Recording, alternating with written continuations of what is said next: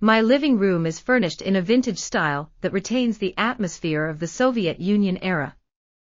There is an old cupboard against the wall. It has many sections. Some are filled with vintage crystal crockery in the shape of swans and other figures.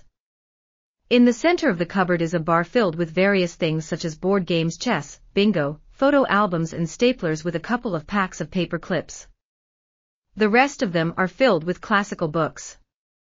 Opposite it is a second cupboard which has more sections, and is filled with various things such as old glasses cases, broken phone chargers and cables, and boxes of screwdrivers.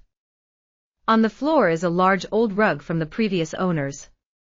Next to the window and balcony is a TV cabinet with a TV and video console. At the back of the room is an old sofa. Next to it is an old armchair. There's an old still life hanging on the wall. The door next to it leads to the balcony. The balcony is spacious enough to host guests or spend summer time there.